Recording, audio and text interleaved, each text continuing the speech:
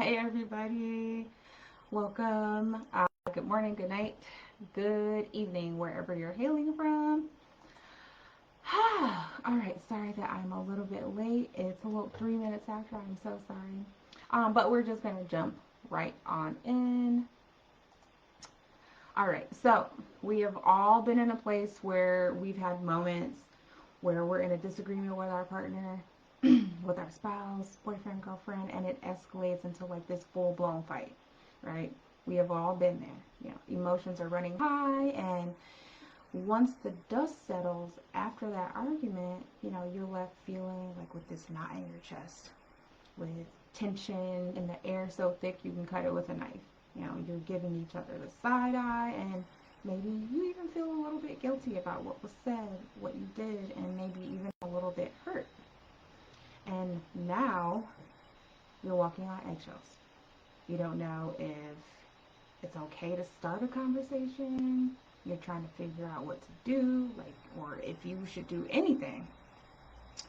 But while you're sitting in this limbo after a conflict, you can recover after a fight. There is a way. And what most people do, in my sessions and couples that I talk to outside my sessions, most people think that, oh, I'll just give it time. They'll come around. I'll just, I'll wait and see what happens. But how is that actually preparing you for what happens for the next fight? Just waiting around for your partner to get over being upset or get over being hurt.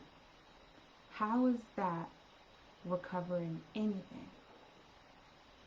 Because when you recover from something, you actively take actions. There's steps that need to be taken in order for you to recover, in order for recovery to happen, right? And recovery is supposed to make you stronger. So if you're not taking necessary steps, how are you becoming stronger after the fight, after the event? So think of it this way. When you get injured, a physical therapist is there to nurture your muscles and get them back to functioning. In most cases, even better than they were before, or at the very least, show you how to sustain that strength that you built during the physical therapy. And in that same way, learning how to recover after a fight is going to help you come out of it stronger. It's going to help you come out of it more connected, more close, and with more understanding about yourself and your partner. And that's what we're going to talk about today. So I'm just going to walk you through 5 key steps in order to repair the emotional damage that often takes place after an argument.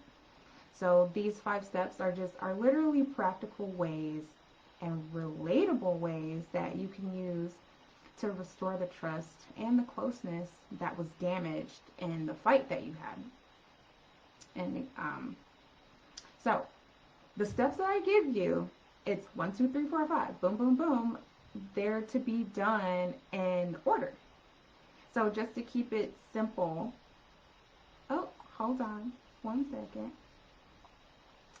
I'm doing multiple screens here, so there is a comment that I'd like to answer.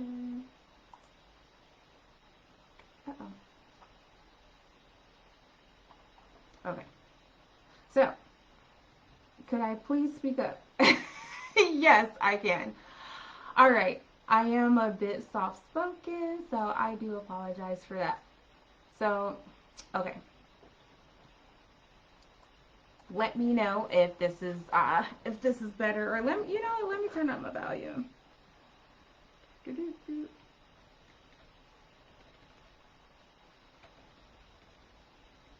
Okay. All right. Sorry about that. Okay. So, hopefully that's better. So, step 1. When you guys try these practical steps at home, I'm putting them all in order. So you're not going to go to step 3 and then go to step 1, then go to step 5. We're starting with step 1 on how to, recover after a fight. And the first step is to be able to take responsibility and be able to reflect. So After any fight, take that moment and reflect on what actually happened. Like, it's so easy to just point fingers and be like, oh, if you hadn't said this or if you hadn't done that, none of this would have happened. But the true recovery begins with personal accountability. And it matters so much because when you decide that you're going to take ownership of whatever it is, your actions, your words, your emotional responses, it opens up the door to healing. So it allows us to be able to understand a little bit more about who we were in those moments and why we reacted in a specific way. It also helps limit the amount of time that you're actually in that conflict when you begin to take accountability. And it kind of forces you to see how your actions impacted your partner, but also how it impacted the relationship. So I know that taking accountability, it's hard. It can be a difficult space to be in. But if we're blame shifting and focusing on how our spouse or our boyfriend, girlfriend did something wrong, it just shuts down the conversation. It shuts down communication. And it just prolongs the recovery time after every single argument. So let's break this down. So imagine you and your partner had a disagreement and maybe it's about household chores. You know, you might have said something hurtful in the heat of the moment, like, you know, I do everything around here and you just sit on your butt. You know, I've been guilty of that. But instead of focusing on how your partner didn't pitch in or what your partner didn't do, how we're going to take accountability here is to ask yourself these questions. One, what part did I play in the fight that took place? What part did I play? Did I escalate things unnecessarily? Could I have communicated my needs more clearly or calmly? Asking yourself these questions allow you to think about in the moment where you were in that headspace, where you were emotionally, and allow yourself to think about how you showed up and how you can take responsibility for yourself in that situation. So it doesn't mean that you're admitting that you're entirely at fault. It just means that you're acknowledging your role in the situation. It's like maybe you didn't express your needs clearly, or you allowed frustration to dictate the tone of your voice or your body language, how you showed up. But reflecting on this, on how you contributed to the situation, you set the stage for being able to repair what was damaged. So step 2, create the space for calm. So in these conflicts, your emotions are running high. You know, you're running on full octane, right? So it's hard to think clearly. It's hard to have clear thoughts about, okay, what I should do next, what I should say. Like, put yourself in that space. And half the time when we're running so high on emotions, we're not even listening attentively to what's being said. So when you're in this space of, I'm angry, I'm frustrated, before going back to the conversation, give yourself space to calm down. And I feel like this is crucial, especially if the argument left you both feeling just overwhelmed, feeling scatterbrained. And you want to do this because if you try to talk right after a heated argument, chances are you're going to say something mean, hurtful.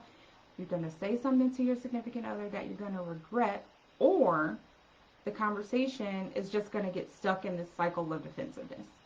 So it's like you're blaming your partner, you're yelling at them about what they did wrong, and then your partner gets defensive and they're trying to defend their actions and what they said. And now you're not even talking about the issue. You're talking about how defensive and offended your partner now is. So giving you both that time and that space allows you both to be able to reset on an emotional level, reset mentally. So you can actually come back and approach the situation with a more clear mind, a more clear and open heart. So, one, take a break. Agree that you both are allowed to step away for a few minutes, even a few hours if that's what you need, depending on the situation. And I say a break because a break is not about avoiding the issue, because some people will take a break and then it'll be a week later, 2 months later, and maybe you haven't even revisited the issue. So the break isn't about avoiding the topic. It's just about creating space so you have time to reflect, so you can collect your thoughts and prevent saying something that's going to be hurtful that you have to later apologize for. Also, do something calming. Use this time to center yourself. Maybe you meditate. Use that time to meditate. Maybe you pray. Use that time to pray. Take some deep breaths. Go for a walk. Listen to some music. Or you can sit in silence. It's completely up to what makes you feel calm. And so you can kind of recenter yourself. The goal is to come back to the conversation more grounded and composed, right? That's what we want. Step 3, reconnecting emotionally. And I know, like, with the couples that I mentor, that's a real hard spot. After you get into this huge debate, this, all out brawl with your significant other, it's hard to kind of get back to this place where you feel connected. So, so that's why it's important, after you take that time, you come back, focus on reconnecting emotionally. So this is where the real work of the healing is going to start. And you may feel frustrated and hurt, but connecting emotionally is how you begin to just kind of rebuild that trust and that closeness that was damaged during the fight that you had. So after that fight, emotional distance is going to be common. So don't feel like you're the only person, or your relationship is the only one that's suffering from that after a fight. So you might come back and you feel like you're not on the same team anymore, feel like your partner doesn't understand where you're coming from. So reconnecting emotionally helps you both kind of feel seen, feel heard again, making sure that your feelings are validated. So rebuilding that closeness is literally the foundation of rebuilding that trust that was broken during that fight. So when you come back, approach with vulnerability. So when you're ready, come on back and approach your spouse with vulnerability instead of defensiveness. So don't come into this space saying, well, I said what I said, this is why I said what I said, or I'm excusing my behavior because you're the reason why. We don't want to bring that into this new space of vulnerability. So instead of saying, you hurt me when you said XYZ, and we talked about you statements in my last training video. So if you haven't watched that, definitely go watch that. But you statements are putting blame on your partner, saying you hurt me, you're always late, or you never do this. That's placing blame on your partner, and that's automatically going to put them in a state of defense mode. So instead of saying that, you want to express how you feel by using I statements. So I feel hurt. I feel unappreciated. I feel undervalued, when this conversation went in this direction. So when you use I statements, it focuses on the experience and your feelings, and it avoids blaming your partner. Also, listen actively. So when we're coming back into the conversation, make sure that you're tuning in to what is being said. Because sometimes for a lot of people, a lot of the couples that I work with, it's not easy for them to actually share their feelings or even be able to articulate how they're feeling to their partner. So when they're coming to you with sharing how they feel, truly listen to what they're saying without interrupting, without defending yourself. So let them express their emotions and their perspective on the situation. Allow them to share their experience in that conflict, the experience that they had. Because just being heard is the first step to healing an emotional wound. So, also, when you come on back, affirm each other's feelings. So, validation is so powerful, guys. And I know you hear like, oh, acknowledge and validate. But you hear it so much because it's like, it's this powerful force that if you use it in your relationship, it just kind of sprinkles a little bit of magic on it. So after you've heard, or after you've shared, or your partner has shared, their emotions, their feelings, their concerns, say something like, I understand why you feel that way. Even if you don't agree with every detail, because you don't have to agree with your partner's feelings. Their feelings aren't there for you to say that they're right or that they're wrong. It's simply how they feel. But acknowledging acknowledging how they feel and their emotional experience literally shows them that you're trying to understand, that you're putting yourself in their shoes, and it's showing them that you're respecting how they feel. Number 4, apologize and express regret. So oftentimes this step is just forgotten, or it's thrown out the window in half of the couples that I mentor. I often ask, well, what did the apology look like? And a lot of times there isn't one. And that why that is because apologies are often viewed as giving in. It's like, oh, well, if I apologize, I'm giving in to what they're saying about me, or I'm admitting that I'm guilty for everything that transpired in this situation. But that's not the case. Giving a heartfelt apology is one of the most powerful tools in repairing a relationship. An apology isn't about who was right or who was wrong, who was more accountable in this area, who was less accountable. It's literally about just recognizing the pain of your actions and how it may have impacted your partner, how it may have impacted the relationship. It's not necessarily all the time of accepting fault, because a lot of times they'll be like, well, why should I apologize? I didn't do anything wrong. And it's not about doing anything wrong. It's about loving your partner enough to hear them say, okay, when I felt this way and it hurt me, and you loving them and being like, well, geez, I don't want to hurt them. I'm sorry that I did hurt you.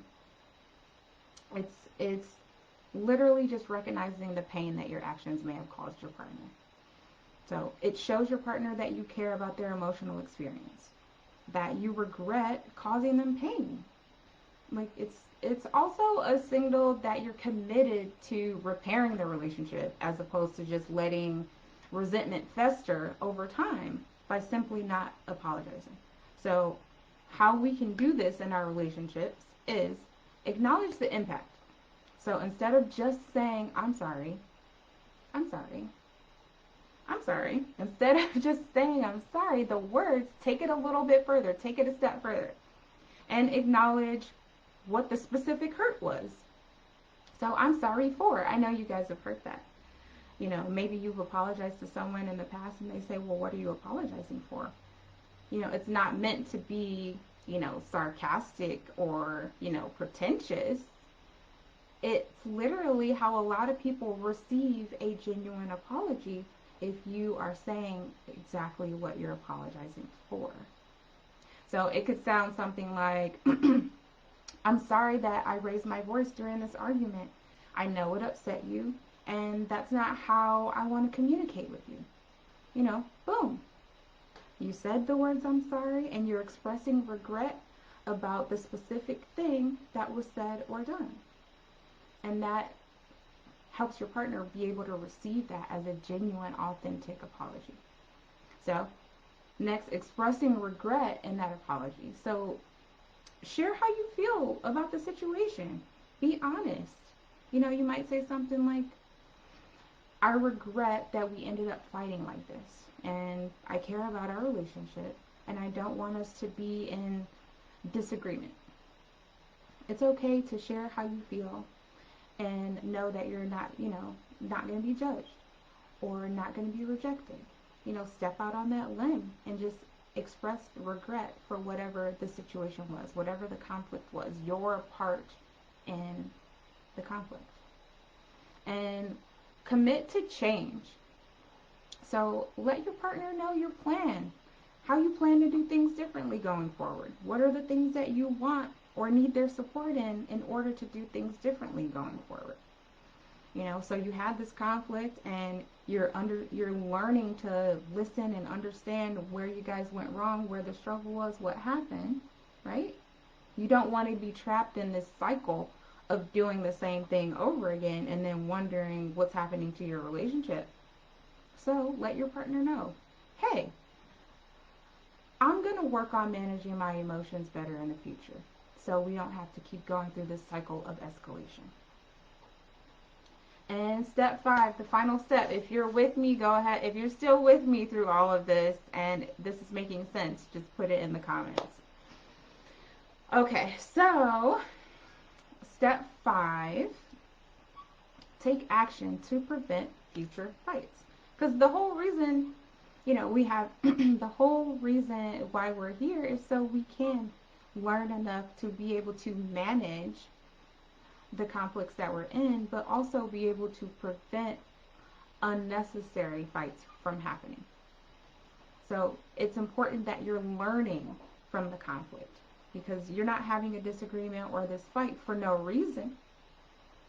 There's always an opportunity in the conversation to take away from. But you have to take action in order to prevent similar arguments from happening again. Because what I can tell you all of this information, right? I can share all of this with you. And, you could save the video or, you can take notes. But if you're not taking action, if you're not using the practical steps, if you're not actually putting them to work in your relationship, then what do you expect to happen? The conflict's just going to keep revolving and keep escalating. So, main reason for arguments is because somebody's needs are being unmet. I hear you loud and clear. If I may share something I learned after 3 failed marriages and why at age 72 I finally aspired to find the right reasons for the breakdown. It could have been avoided. Alright, but it took me 3 marriages, learned before the relationships began to understand that and save marriages. Absolutely, absolutely. Because it is very important to be able to understand yourself before you get into, like this team, this unity with another person. But oftentimes you get into a unity first,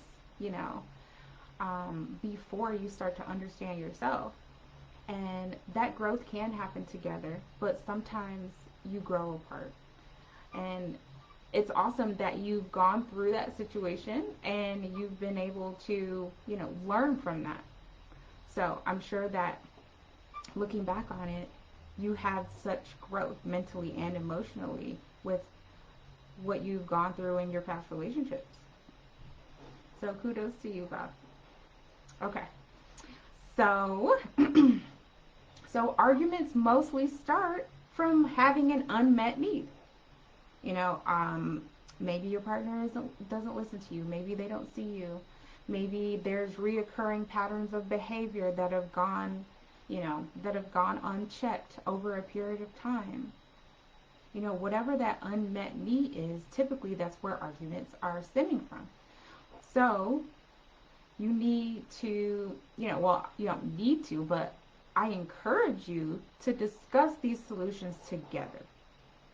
So you can feel heard, so you can feel loved, so you can feel like you're capable of resolving conflict and managing it in a healthy way.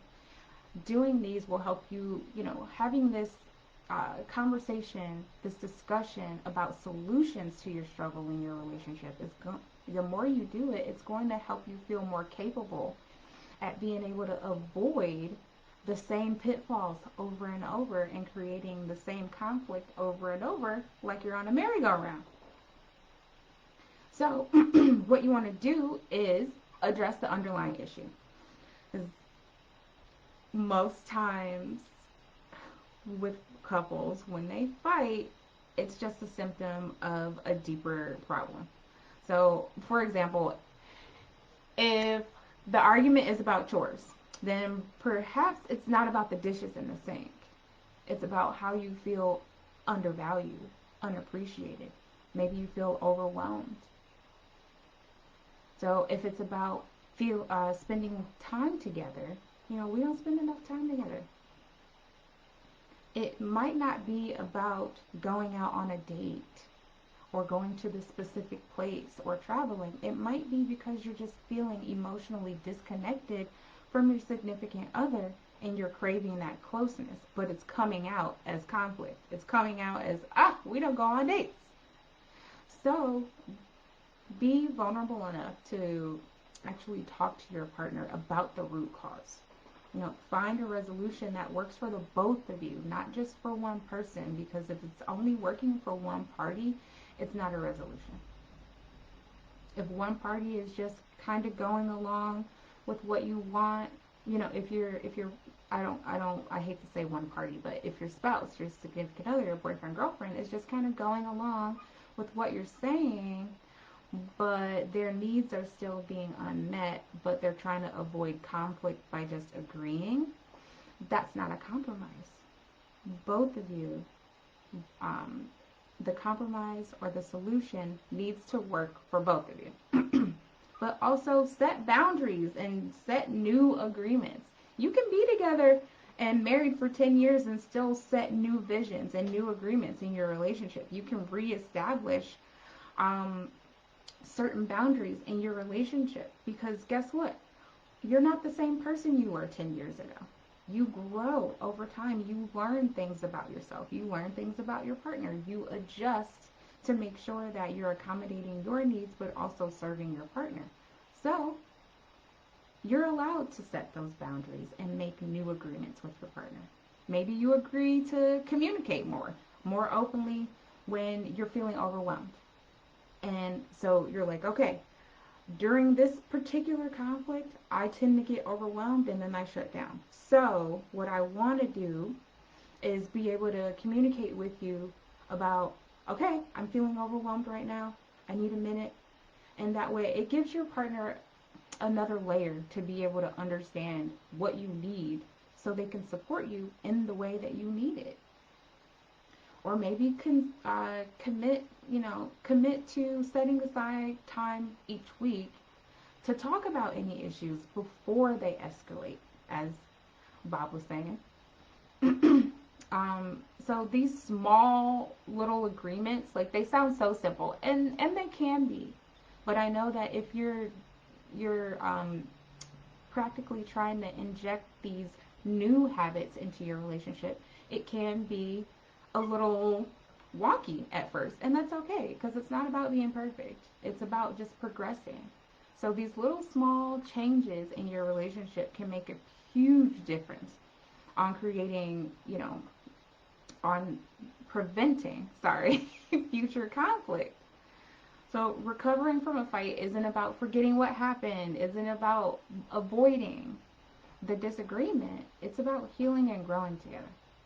So by taking responsibility, like we talked about, and step one, creating that space so you can be calm, reconnecting emotionally after that fight, and apologizing sincerely, and then taking proactive steps for your future so you guys can move through your conflicts in a way that's going to strengthen your relationship rather than weaken it. So I just have one last question before I close out. So if you got, so how many of you want to prioritize and build, deep closeness and strengthen the connection with your partner, but you're feeling like, okay, I've tried everything, I've tried this over here, and nothing's working, and you just kind of feel stuck. So I say that because I've been in that place. Me and my significant other have been in that place of trying everything under the kitchen sink and then nothing working. So it's hard to do it by yourself. It's hard to do it on your own. And one thing I realize is that you have blind spots. We all have blind spots. It's just things that you can't see. It might be, how you avoid difficult conversations and invalidate your partner's feelings. Or it could be the trouble that you're thinking one thing is a problem when it's actually something much deeper.